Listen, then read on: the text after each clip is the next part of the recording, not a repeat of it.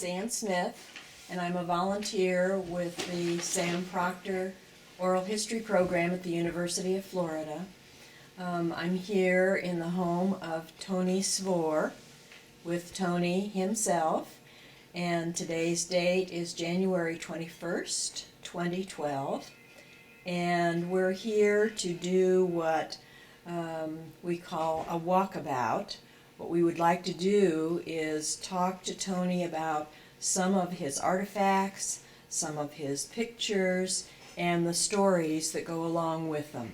Okay. Does that sound like a plan? Okay. All right. Okay. You want to start with that model plane?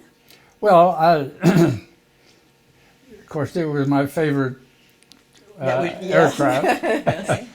And you do have, I did check out in some 40 different aircraft, but this is the airplane that the pilots wanted to fly during the war, because one pilot, you could do it, and you flew treetop level, you saw what you were doing, and Well, let me get the model.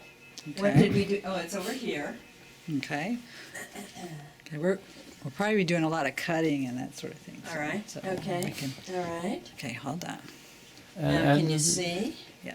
Okay, as you go can ahead. see, it has 650 caliber. That's a big caliber. Machine guns in the nose, and you had a trigger on the steering wheel. All you had to do was pull the trigger, and it fired. And you had a little button that you could push with your thumb, and that dropped the bombs. So you carried bombs and fired, so you could do both. And you have one gunner only on the top, no gunner underneath, because we flew so low. Mm-hmm. And And then you would be in the cockpit. I flew 80 missions in this particular aircraft. 80 missions. And this particular little thing here came off from the steering wheel of the actual airplane. Oh, really? This is for real. Oh, my goodness. Oh, my goodness. And at the end of the war, they took airplanes like this over in the Philippines and pushed them into the river. We had so many airplanes that they couldn't afford to take them home. And a nice airplane like this, they just took a bulldozer and pushed it. So Now, did you tell me that was the life raft? life raft, if you had to If you did. ditch at sea. Mm-hmm. You didn't use it otherwise, but it was there. And you were in the Pacific during all of these missions. This I flew from southern New Guinea up to Formosa, Uh-huh.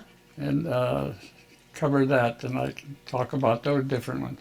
But this is what it looked like. This is your baby. My baby. As I said, the pilots wanted to fly this airplane. Okay. Okay. All righty. Blessings. Okay, what would you like to talk Okay. about next? What next, do you think? Well, Maybe the picture, or yeah, that's the picture of the A-20 in flight. okay, hold on. Now, that aircraft over there, that aircraft was designed after the war started, Let's move over here. and it was to take the place of the B-29. Only 8 of those aircraft Thanks. got into combat, and they took the group that I was in and took my squadron, got rid of the A-20s and gave them to the other squadrons, and absorbed the B-32. And it was my squadron. I had more missions than the other at that time. And I had no combat fatigue at that time. I became a squadron commander of those as the only squadron commander in the war with B-32s. It was very striking in the air, and the Japanese were, later on in the war, they concentrated on it because they were afraid it had nuclear weapons. Mm-hmm. It was because of the tail. But wasn't it? Yeah. we lost two of them. One of them to enemy action, and the second one was pilot error. And the pilot error happened on Okinawa, right close to where we had our temporary headquarters, and the 10 occupants were killed, of course. It was, and as it was takeoff, I've said, Dad, wasn't we had a public funeral for them, and I identified all 10 bodies, because I wrote the letters home. Dad, Dad, it was during takeoff, wasn't it? The what? It was during takeoff that it. Oh. Tell. Well, Dad. yes. The runway, at the end of the runway, was cut off down to the shoreline, really. That aircraft, you could reverse the propellers and back up. Mm-hmm. And something happened with that pilot. He went too far before he tried to stop, and he went over the edge slowly, and he had 8,000 gallons of high test gas. Oh. And it just went, you could just feel the air suck out. It was that, we were that close to it. And you saw it? Did you see it happen? I didn't see it because we weren't looking, but we felt it, and right afterwards we saw the flames down. And that was close to your base camp, wasn't it? Yeah, it was right at home camp. Well, now, the crew for that plane was how many? There were 10 people, 10. 10 on board at that time. Mm-hmm. 10. So that was tough. Oh, I'm sure. I'm sure. Yeah. Okay. And to jump ahead, as long as we're talking about that airplane,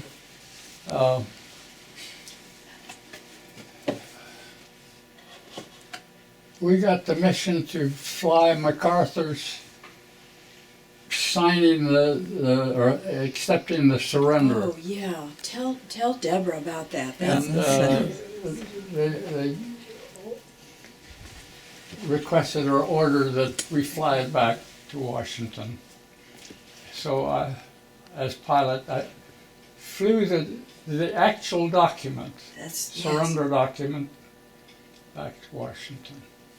And that took a long time, though. Well, Tell me where you made your stops. We took off at midnight, and then we flew to Wake Island, Mm-hmm.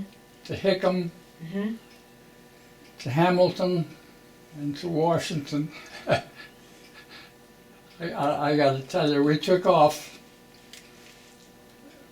Extra pilot, extra navigator.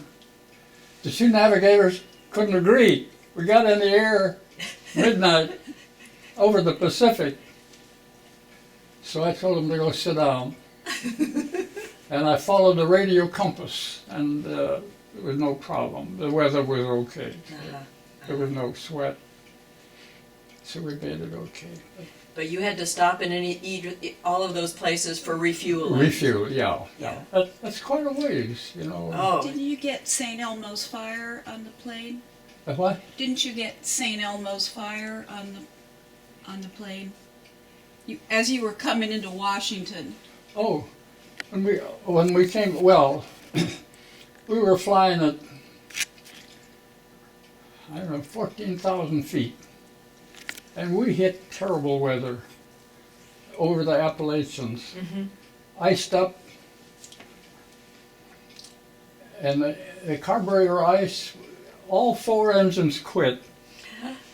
And we're at 14, either 14 or 17,000 feet. I'm not new in the airplane. I pushed all 4 toggle switches, and I pushed the wrong ones and diluted the oil, which didn't hurt it. Found the right ones, put it on, and one at the time, the engines came back on. We were now at 7,000 feet over the Appalachians. So we dropped over quite a way. Yes. And we went back to Wright-Patterson at Ohio and stayed over till morning, and then I flew on into Washington. And I went past the cutoff. It was such a short. And I stopped, and I put it in reverse and backed the aircraft up, and the tower had never seen that happen. I bet. So What's going on out there? then we went, they were going to take us in to meet General Hap Arnold. Arnold was commander of all air forces. He wasn't in, but his deputy, vice commander, Aker, General Aker, he was in, so we got to meet General Aker. And the impressive thing to me was, as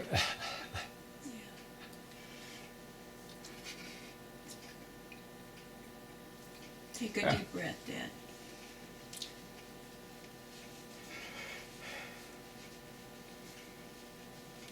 When he walked on the wall on the wall. were 4 pictures, of which I will show you. They are the pictures of the A-20 being shot down. It got me. They'd come from his plane. They were taken from I have the pictures. Picture cell I'll of show you the pictures. Yeah. Okay. Yeah. Okay. And then they said, well, you fly the airplane out to Kingman, Arizona for no, they said, fly it down to Consolidated at Fort Worth. We went to Fort Worth. That's where the plane was made, and they looked it over and got all that goodwill and all that. And then the crew chief and I were to fly it out to Arizona. And on the way out, I said, let's take a little detour through the Grand Canyon. We went down into the Grand Canyon and flew for several miles, and then pulled up and no sweat. We would have been permanently grounded if we did it today, but at that time we didn't care. And you We took didn't have pictures, regulations during the war. And you took pictures when you were doing that, Dad, because I remember seeing the pictures out the left and the right. Yeah. Not only were you flying, but you're taking pictures as well. Yeah. Interesting little side trip. We just the crew chief and me, and he was willing to do whatever I wanted to do. So that's the airplanes. Okay. And Alrighty. I'll Okay. We're good. skip a lot here, but we started in New Guinea with the A-20s, and we moved up to Hollandia, which is a half a degree off of the equator, and that's for our jumping off point for many missions. From there we went to the Philippines, and in the Philippines we covered all of the Philippines, Luzon and Formosa. But I must tell you, this one mission was the Japanese had an arsenal in northern Luzon, the biggest arsenal outside of Japan proper, and our mission was to destroy it. And I memorized all of the photos that I had that they gave us, so that we could hit the right target. In the A-20, the lead pilot did all the navigating. There was no navigator with him. The pilot did the navigating, and I was leading I don't know whether we had 4 squadrons or 2 squadrons that day. But we took off, we climbed over the mountains, out of the Manila Bay area and climbed over the mountains where Baguio was at 8,000 feet, and that was the summer capital of the Philippines. That was our normal route. And on the other side we went down from 8,000 feet into the valley of Luzon. And in the valley of Luzon was this arsenal. As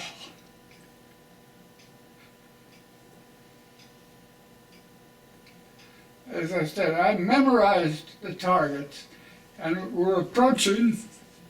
I couldn't believe what I was seeing.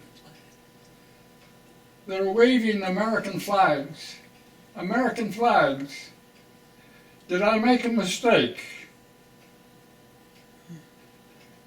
I didn't have it. We're doing 200, 250 miles an hour, and we're at ground level. I had memorized it. I said to myself, I'm right. So I squeezed the trigger and shot him with 6 50 caliber machine guns. And the second I fired, everybody else started to fire, and we completely demolished the arsenal. And 2 days later, the group got a commendation from the commander of the Pacific on what we had done. So we did hit the right target. And That was.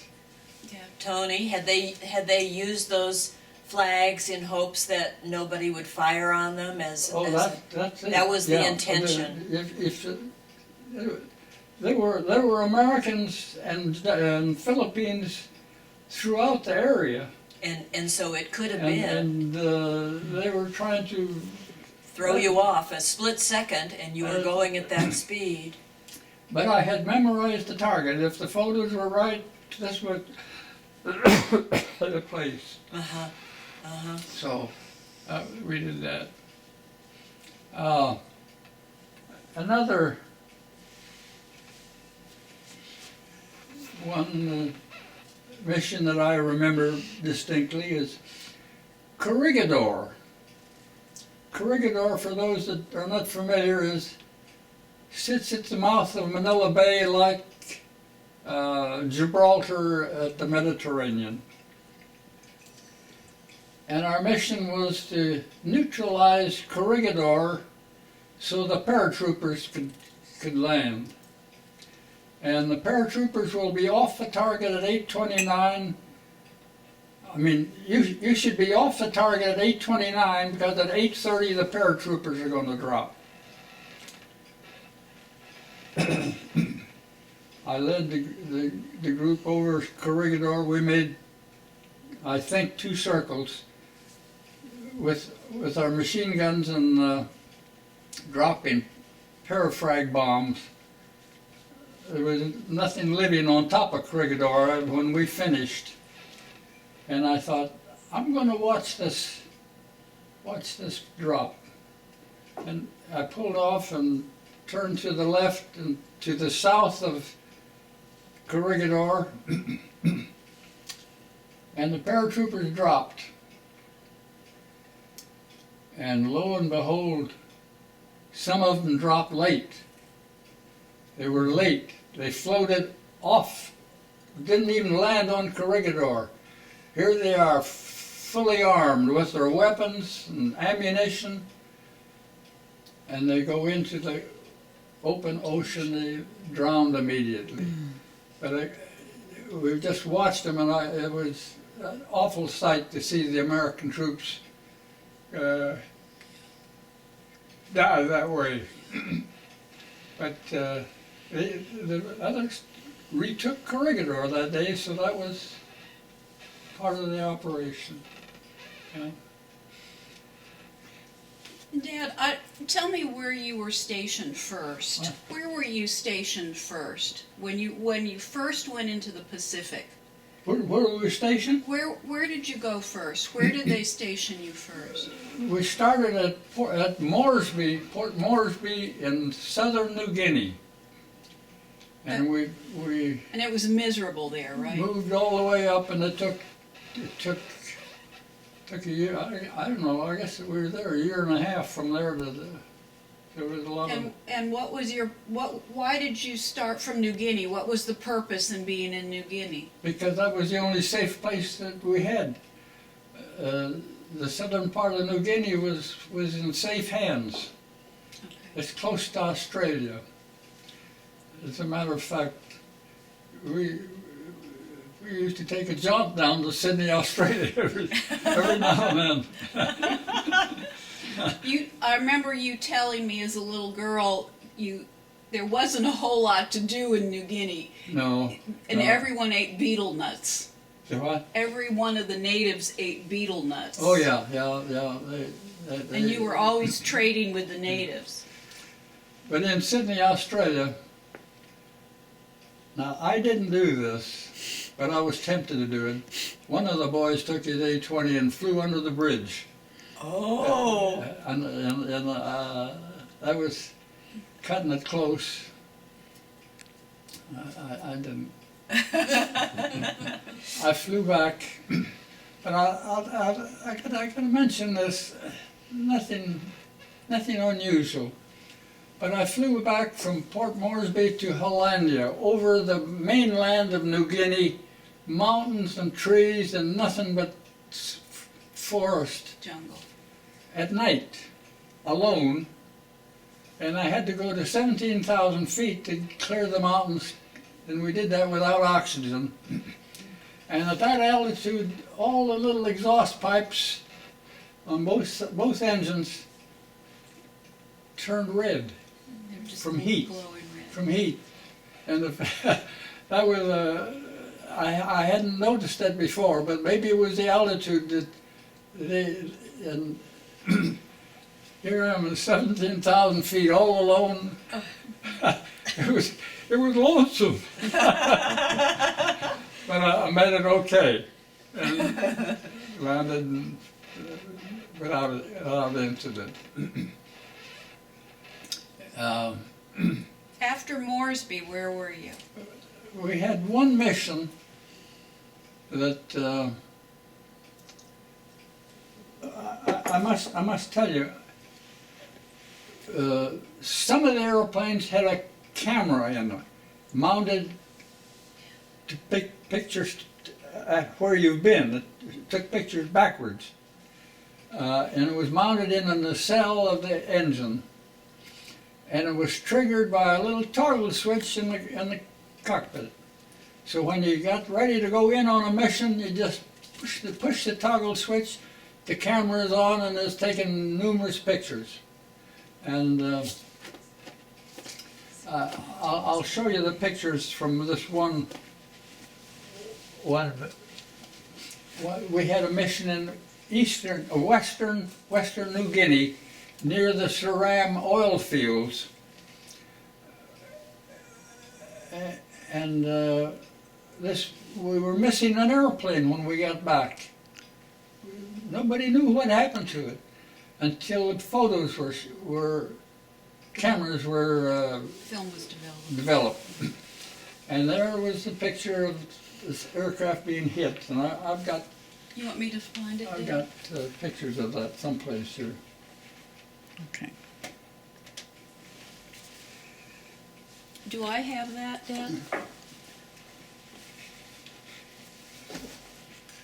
Do I have the pictures where are the ones I gave you last night? Oh, yeah, I've got them here someplace. Where's that box? I think they're in there. Dad, what did you do with that box? It's out in the garage. I put it out in the garage. But Erica, they're in here someplace. Okay, let me.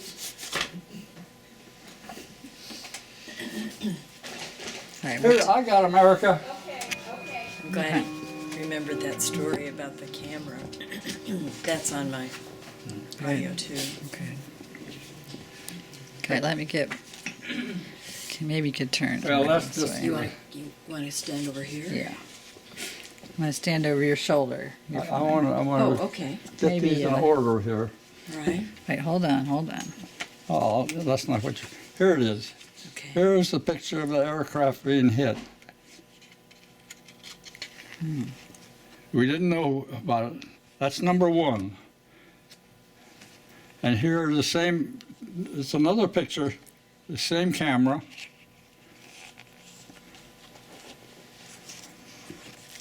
And here he hits the water.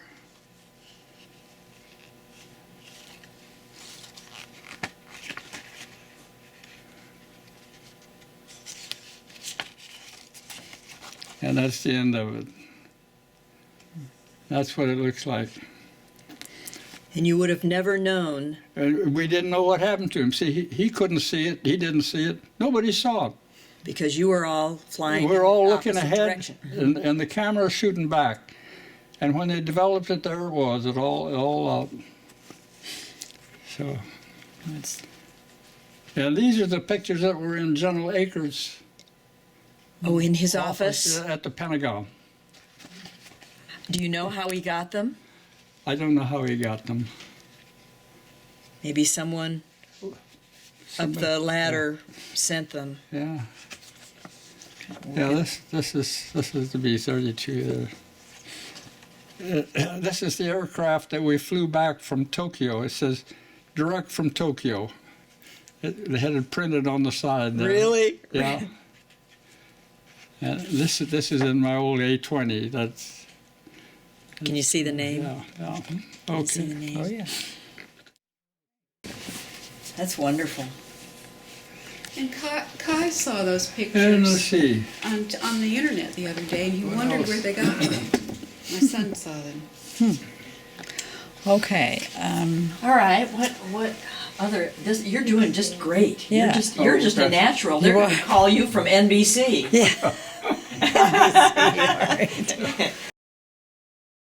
Where was it that you had Chisai? You remember I? In Korea. Okay. Okay, in Korea, yeah. Deborah, would it be helpful if I asked like some specifics, like dates or something Yeah. like that? Would that do some context for you? If you went through your medals, would that help you recall Well, yeah. any of the I'll any more missions in World War II? Because you oh yeah. flew 80 No, missions. I'll talk about Korea a little bit, Erica. Yeah. Now, when did you first enter the military? I took ROTC at the University of North Dakota, and I graduated. Here, I happened to be the honor cadet, and I'll tell you why this is important. At the graduation, and I was offered a permanent commission in the Marines. And jobs were scarce back in 1940. I declined it. I turned it down. And I accepted a temporary Army commission instead, because I just didn't want to go into the Marines. The alternate, Simonson, took my position.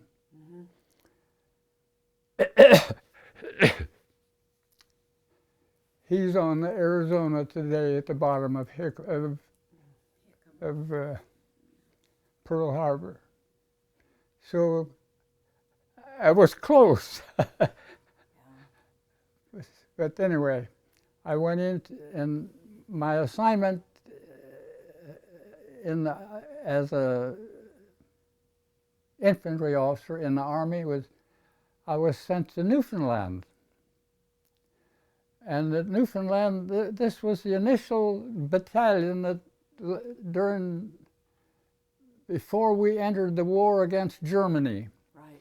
And we set up our base at St. John's, And at St. John's, we sent out patrols, and I went on one patrol around the Avalon Peninsula, the most eastern part of America. We had a doctor and a finance man, 3 of us. And we reconnoitered the coastline because we were anticipating war with Germany and we wanted to be ready. And whenever we saw a German vessel out in the ocean, we would send it back to the United States that there's a German vessel out there. That's not playing it quite right, but that's okay. Anyway, we reconnoitered that, and the interesting thing to me was that we had lots of money. I mean, we had money. That was not a problem for the 3 of us. We would hire horses to haul our bedding and stuff to the next town. Oh, we had money. Yeah.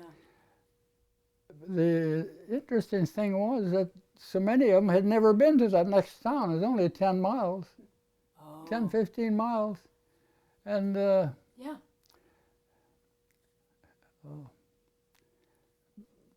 We paid them. One night we stayed at a Catholic convent, and that was a revelation to me. I read all their literature and everything, and it was I won't. Okay.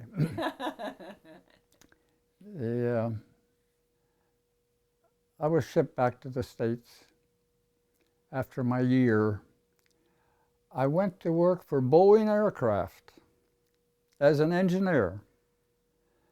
And my task, I was assigned to the stress analysis of the landing gear. And if anything is interesting, it's the stress analysis. And I wasn't going to stay there very long, but I didn't have to because 7 December happened. And within 7 or 8 days, the Army had issued me orders back into active duty.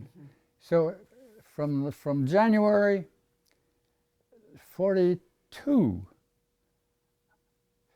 I entered the Army as an infantry officer, and the first thing my assignment was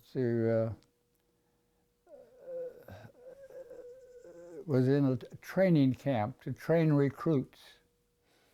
Well, that wasn't what I wanted to do, train recruits, and I tried to get everything to get out of there. I tried the ski troopers, the engineering corps, everything, and no way you are going to do what the Army said.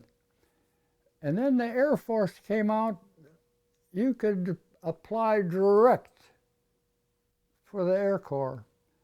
I applied direct to Washington, and my orders came down through channels.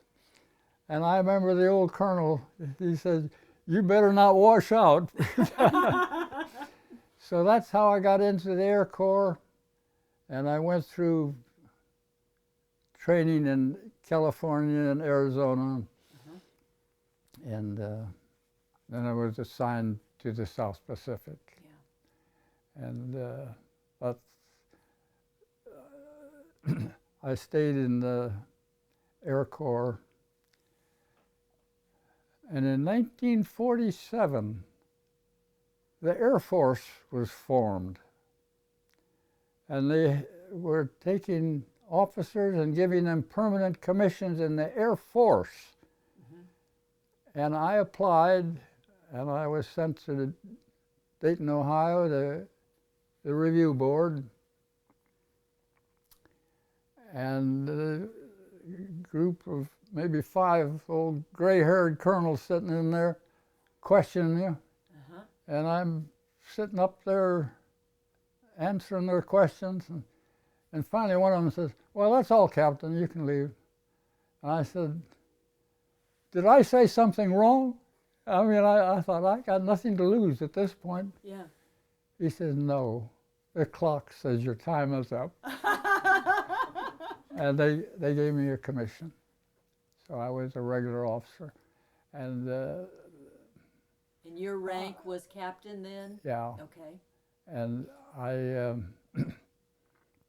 was assigned to helicopters, Uh-huh. procurement and engineering. It was helicopters were a new gadget, and I was an engineer to begin with, so they sent me up to Bridgeport, Connecticut, to learn to fly helicopters. The Air Force just sent me up there. And, well, Sikorsky doesn't run a training school, but they gave me an aircraft and they flew with me, and I flew there for about a month, and Igor Sikorsky himself signed my check out, so I figured I made it okay. And I went back, and so I kind of monitored the helicopter programs. Dad, where are those pictures? You need to show Ann those pictures, the ones that I gave you last night. Yeah, I've got. Where did you put them? Well, I've got one of them in here, Eric. I'll just. What did you do with the rest of them, Dad? I can't find the rest of them. They're out there someplace. Anyway, I'll just give them in.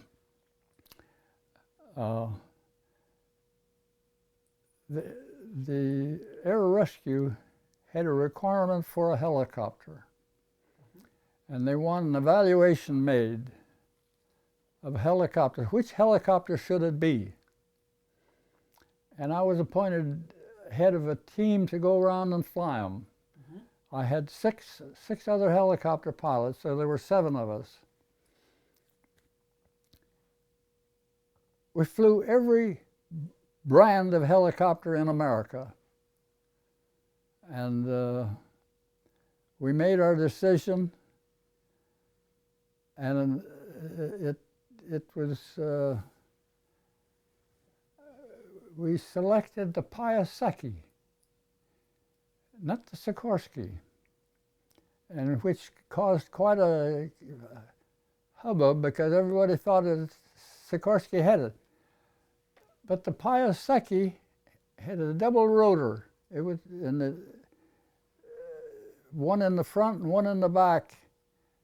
And the one thing that we could find in no other helicopter was the ability to, it wasn't sensitive to where you put the load. Oh. With one blade, you're always conscious of being out of, you get it too far this way, you can't do anything about it. You get it, and so we recommended the Piasecki. The banana. Now that's the banana. huh? The banana. The banana. Yeah, it looks like a banana, but that's 60 years ago now, 60-something. And the Piasecki is one of the workhorses of the at this point. So the design was important, and that's. And its purpose was for rescue missions. Yeah. To go in various places where you're going to be picking up. To assign them to the air rescue worldwide. Yes. Yeah. And I was so much into helicopters that they sent me back to Japan as a helicopter pilot. So I ended back in Japan, and this is in 1950. General MacArthur's, his G2, his intelligence general, 3-star general, wanted a helicopter ride. He wanted somebody to take him for a helicopter ride. So I was designated. I flew down and landed in front of the Daiichi building in his headquarters, between his headquarters and the emperor's palace. And this 3-star general got in. He says, let's go up the coast to the northeast. So we flew for an hour or so. I don't know how, I didn't know. And he says, let's go out over the water. And we went out over the water maybe a mile or two, and here down underneath was a reef. And he said, we did not know about that reef, but this was the place where the Americans were going to invade Japan. Really? And we didn't know about that reef. And he says that would have cost us casualties. He said, and I talked with him, and he said, we estimated in our plan to invade Japan, we would have 900,000 casualties. 900,000. And he says, to me, that justifies the atomic bomb. Wow. And that's what we would have done if it hadn't been for the bomb. So the bomb was a terrible thing, but it saved American lives. So that I flew back, and that was okay.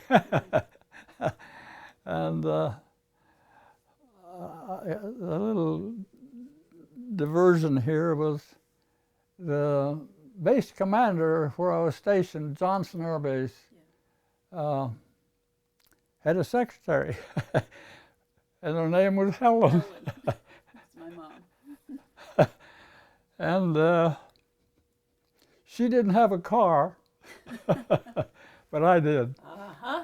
And But how you met? well, to make a long story short, we dated. And But Dad, that's not how you really met her. You met her through Brink. oh yeah, she was related to one of the helicopter pilots. So and that's how I got to Who know was her. my Uncle Brink, And- who ended up But working incidentally, for she worked for the base commander, and he had to have combat time.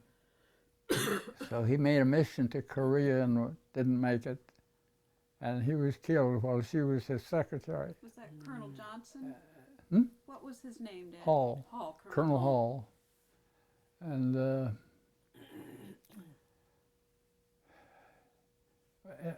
I was assigned then to Korea shortly, permanently, to take over the activity.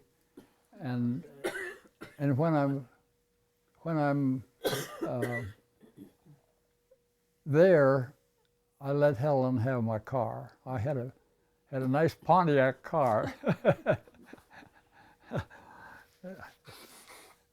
But they sent Mom home, didn't Yeah, they? she went home after a bit, and But Brink and was married to my I took mother's the sister. slow boat home. I wasn't. I missed a point here. Before I was assigned up there, I participated in the Incheon landing. That was, MacArthur invaded South Korea from the west. The North Koreans had occupied it. And they had a down pilot about 30 miles inland, and I went after him in a helicopter to pick him up. And I followed the railroad track, and I got to the tunnel, and I went over the hill and on the other side, and when I got down there, I detonated an explosion and on the other side, and in a helicopter, you got two controls. One control keeps you this way, and the other control keeps you this way. This control was severed along with my face and everything. So So I had to make an emergency landing, and I detonated a personnel mine at the time also. But I was You had a unconscious only a short time. But you had a medic with you. I had a medic with me, and I realized I'm in Korea, I'm in Asia, and I got to get out of here. That was my thinking. I had a experimental pistol under my arm, strapped, in case I was separated. And I had what they called a grease gun, repeating gun that I carried up in the cockpit. I had those two weapons. And here comes a Jeep. The medic was of no help. I was taking care of him. Comes a Jeep, and it had a bullet hole right in where the driver looked. So I knew it. And he was a North Korean. He stopped, and I had him. I was just ready for him to make a move. I was ready to blow it. And I got in next to him and held the gun on him, and I had my map, and he didn't waver. So I got out of there, and I got back to the line, 30 miles. With the medic. Then I spent 30 days in the hospital, and we had an interesting time in the hospital. There were about 8 or 9 of us in this hospital, and we were all in pajamas, but we were invited to go to this big extravaganza. The emperor is going to be there. And our seats were right under the emperor. We could turn around and look at him, and we had a Front row. real close view. What were your injuries? What were your injuries that you had to go to the hospital for? Mostly plexiglass. Yeah,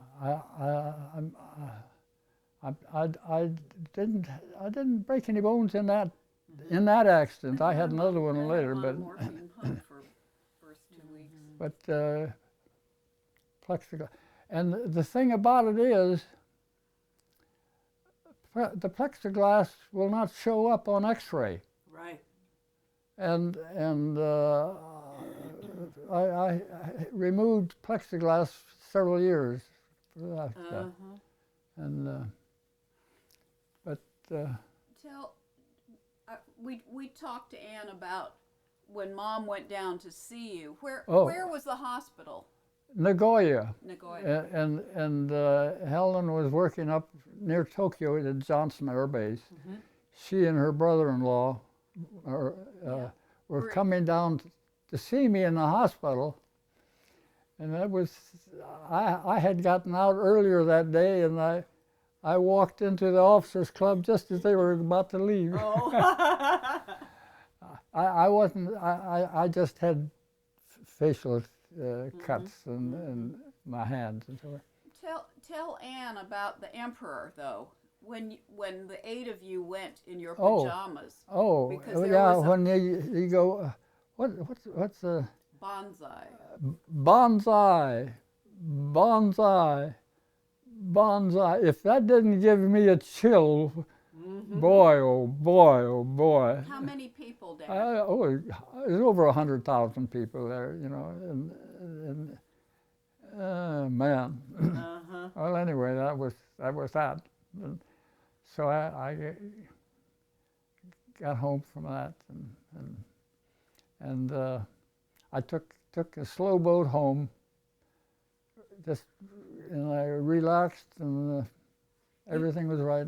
Landed in San Francisco, and Helen met me, and we waited a whole day before we got married. That's enough planning time, isn't it? Yeah. And then we I didn't have a car. No, But that's she right. still had your car, Dad. Hmm? Did she bring your car back? No. She left it there. Yeah, I don't know just what I did. I sold it to somebody, obviously. I had said Chisai to you. Huh? I had said, do you remember telling me about Chisai? Oh, Chisai. Oh, when I went back to Korea and headed up the air rescue, we had our station right close to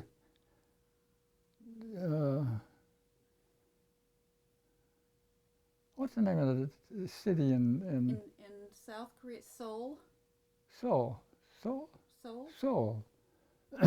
Well, anyway, wherever we were located, I got this little Houseboy. boy. He hung around all the time. He was in and out of the tent. His name was Chisai, and you had to watch your stuff or it disappeared. But he was a kind-hearted little fellow, and I remember him, and we were all good to him, and he got to eat with us and everything. Mm-hmm. So it was About Chisai. Yeah. tell Ann about his Christmas present. Do you remember telling me about you gave him a Sears catalog? Oh. Do you remember that? Yeah, I don't remember that. You told me you gave him a Sears catalog for Christmas, and you said, pick out your present. Well, yeah, we bought him stuff. But yeah, do you remember what he bought? No. He picked out a cowboy suit. A what? A cowboy suit. That's right. Yeah, he was a cowboy. Well, anyway, from there I was assigned to Washington and moved around to different air bases. And, but Dad, if you would get those pictures, that'll stimulate some. What did you do? well, I don't know why he doesn't show you these pictures. I just took one of them out, Erica, because what did I do with it? Well, All right, you ready? All right, she's going to do another We're- over-the-shoulder thing. We are recording. All right, I don't remember his name, but he was an oil expert. but he was a right field man from the laboratories. Okay. Right field, WI. This one here. Okay. Now this is unique. It's a pure jet. Pure jet. The jets are at the end of the blades. Oh, I See? see what you mean. I see what you mean. You see what I'm saying? Yes. There's no engine or anything down here. The little jets are out there. And there's no, everybody the had pictures fuel is on down him here. except him, because he said he knew it But wouldn't that's fly. The jets flew off. this was noisy as could be. But that's McDonnell Aircraft They were trying something. in St. Louis. Yeah. It didn't work, did it, Dad? Did it work? Oh, sure. I thought Sure. I thought you told me when it got going real fast, these flew off. No. But it was not too practical. Mm-hmm. There's that oil expert again. Wow. And I'm not sure on this one. I can't see the, That looks like a rotor. yeah, but I can't see. This was for this at this time. It was still not a helicopter. Do you remember? They still called it. Well, it's not a, I was looking for the blade. If I could see the, Is that the blade? see the rotor, I could tell you who it is. Because that was this. But this was your crew, wasn't it, Dad? Yeah, These yeah. were your pilots, Yeah, these were all pilots. and this was for. Was this for Air Force? This is for the, or Army Air Corps? yeah, it was Army Air Corps at that time. Yeah. Now here, see, this one has 3 different engines. 2 engines to pull it, 1 engine to lift it. I see. Ah, Very complicated. That's just another picture of it, yeah. all right. They're yeah, that's the same thing. Okay.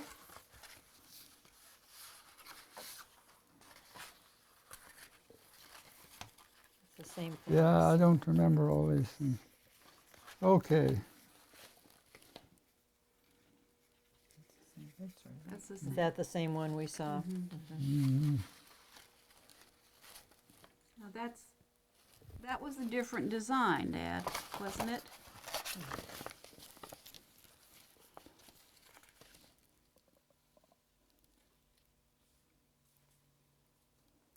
Yeah, I don't know what that is.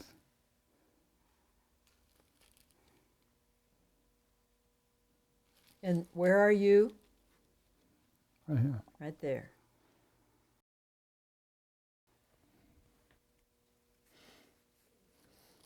Okay. Something else. All right.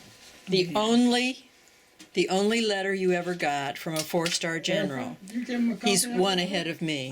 When I wrote her, I paraphrased that. Okay. But you don't want. I'm going to hush. Okay. Okay. Well, What was the story about this? Well, the significant thing is to me, is the 15 bronze stars. Each star represents a campaign. 1 star for going into Korea, one star for going into Formosa, 1 star for going into China, and it represents activity. That's pretty impressive. okay. Pretty But impressive. 4-star general, I've never gotten a letter from a 4-star before. I haven't either.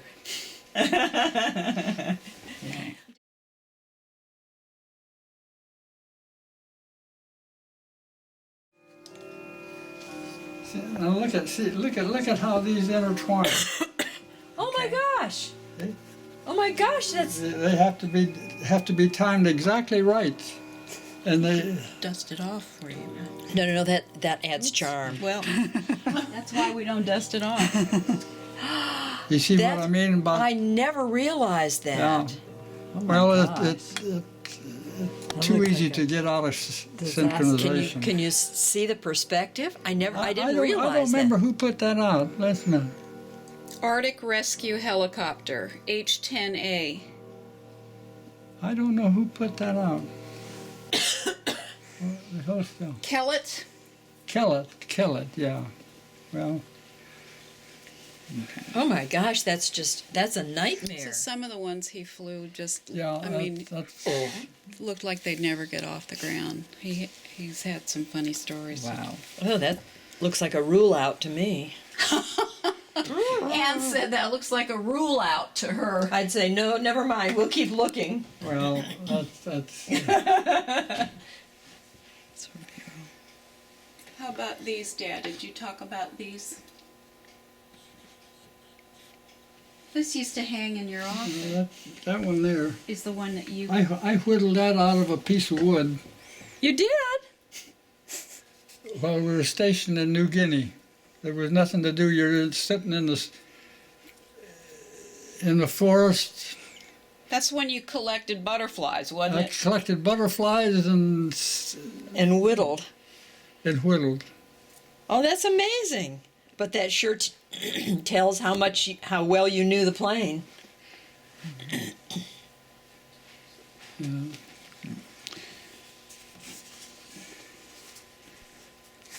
Tell Anne about those, Dad. What's this?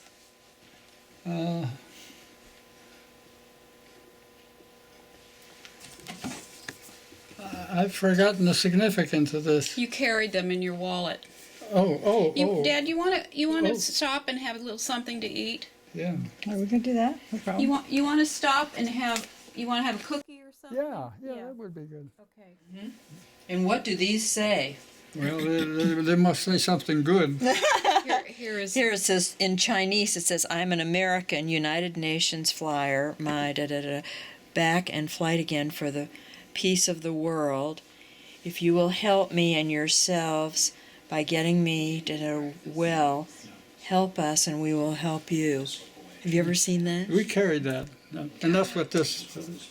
Probably says in there, yeah, in the characters. And this is a Korean talk sheet. Well, It says this is the United Nations. UN. And I don't know. This is British. Yes, and that's American. This must be. I'm thinking that's be- Korean. Yeah. This says, is there someone here who can speak English? And then it says the translation, I am an American aviator, in the translation. Is there anyone here who can help me? I will see that you are rewarded. Please help me find the Americans or and there's something else hidden. Perfect. I don't think I've ever seen one of those. Yeah, yeah. I mean, I knew they must carry something.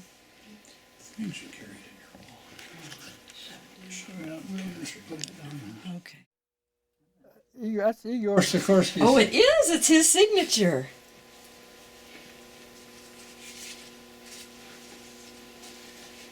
So we've got his signature on this as well as your check. Yeah, well, I got it on. And you've got it on this as well. Yeah, here. Down here in the corner. Yes, yes. Thanks for coming. It's There, signed. So do I. 1949, November 23, Okay, well, 1949. thanks for coming by. Let's stop for a second. Sure.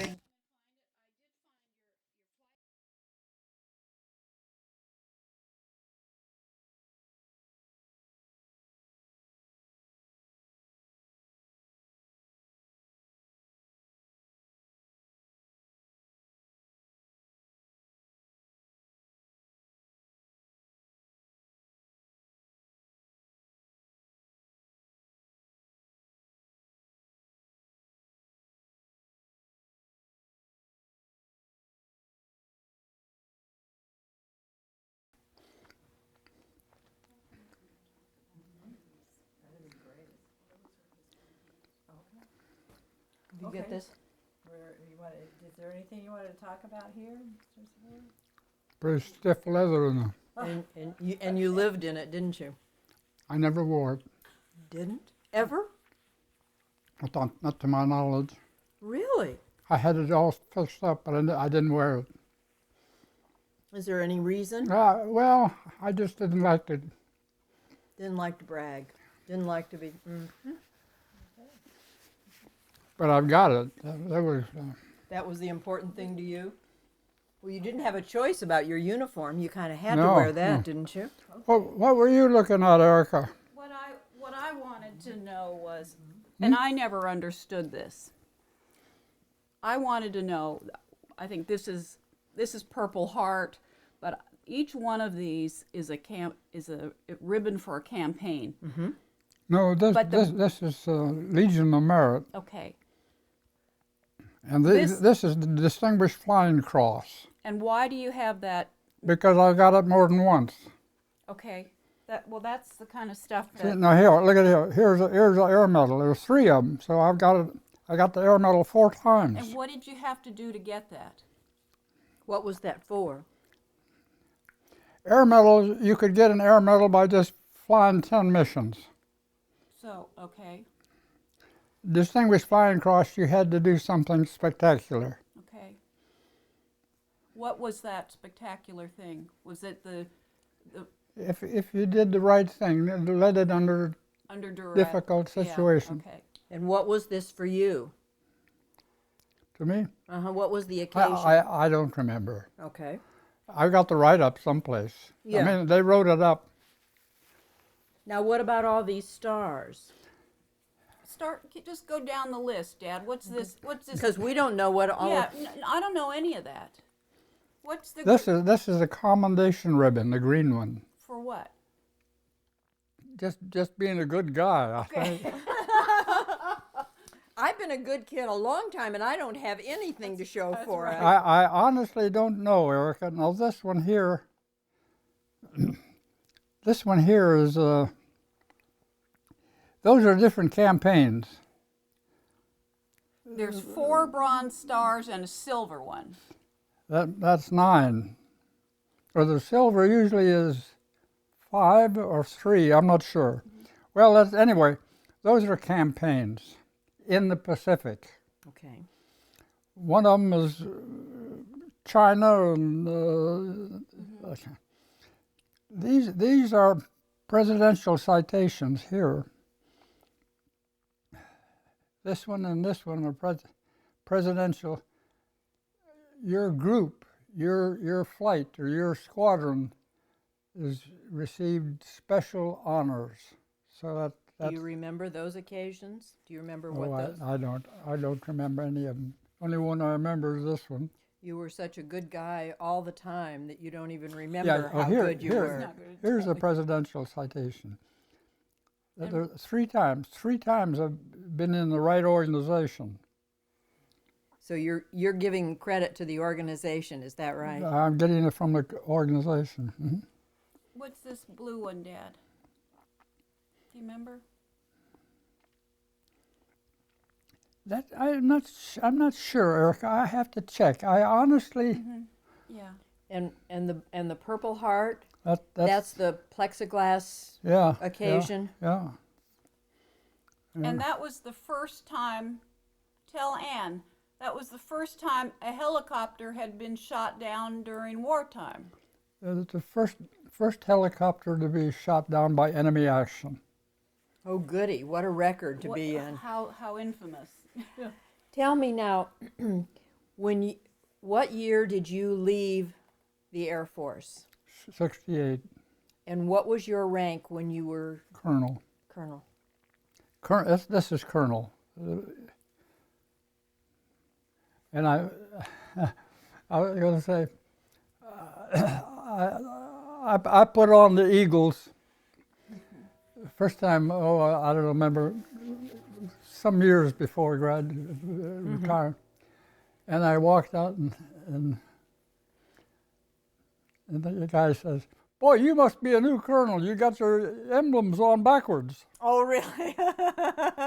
I hadn't noticed. But if you'll notice, the eagle here looks down, and here he looks down.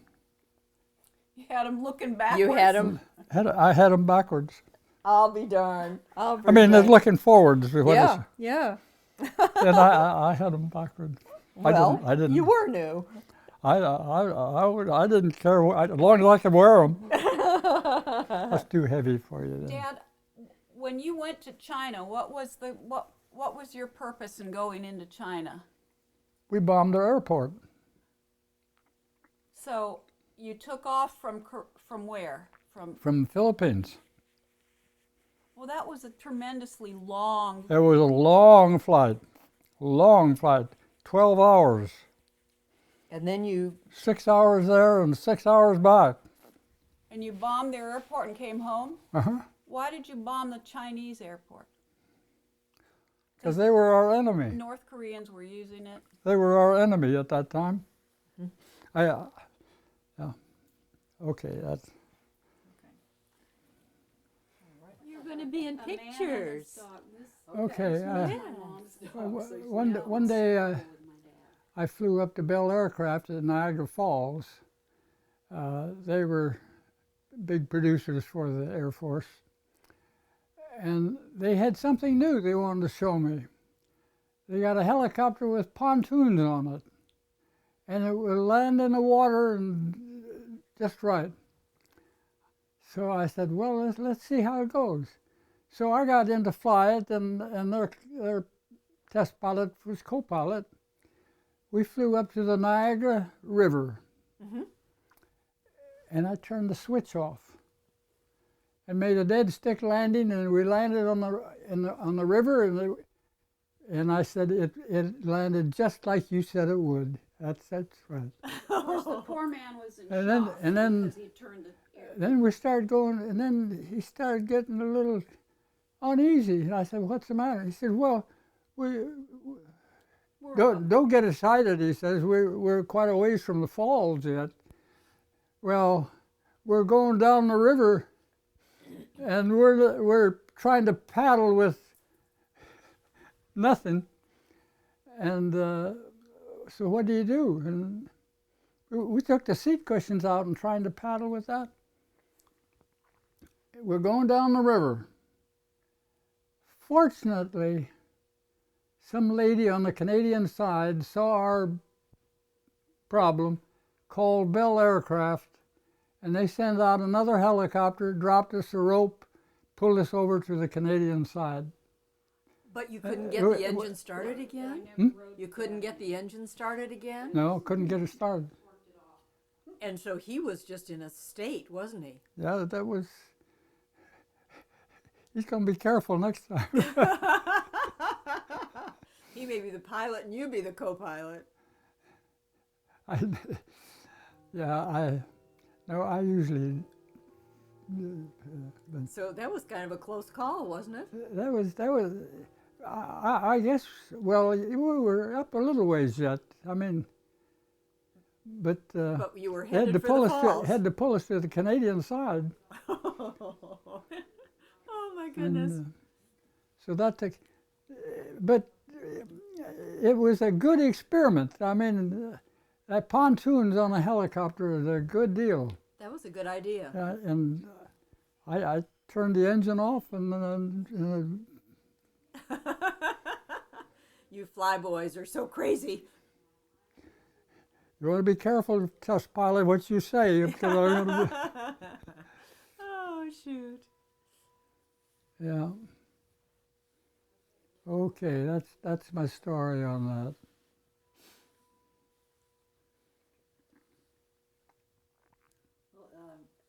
Floyd Carlson was the name of their chief test pilot at that time. Floyd Carlson. He was a good pilot. Bell Aircraft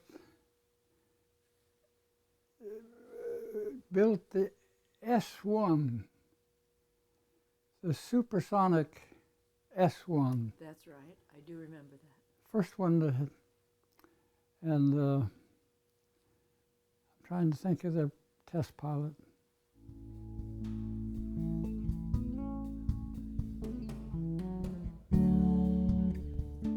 Okay. Guess that's about it, huh?